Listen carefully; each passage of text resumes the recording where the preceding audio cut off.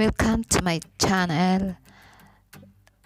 Ang aking ibibigay pong sa inyong tip ay para sa life of caregiver in Israel.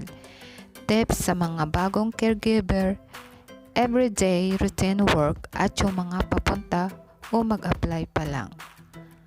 Ang mga kinagawa po ay mop of the floor, series pa, magtapon ng basura, ayan po, magluto po ng tanghalian, maghugas po ng mga pinaggamitan sa pagluluto, at ipinapasyal po sa labas ang alaga. Naglilinis din po lahat ng mga bintana, pinupunasan at nagtatahi rin po. Ayan. Hi guys! Ayan, tuwing araw naman po ng Tuesday ay namimili po ng mga aming kakainin dito sa cart.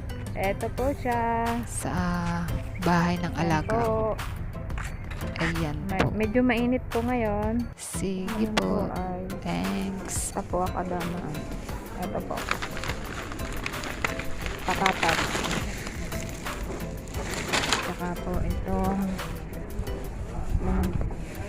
orange, pungkan, gasin, apple, banana,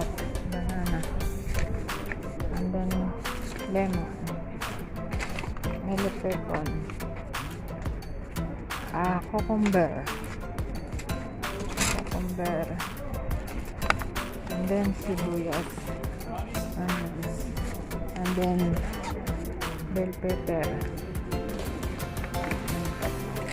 Hi po, pauwi na po sa Inday. Napakadami pong pinamili. Ayan, paki-subscribe po. Marami pong salamat.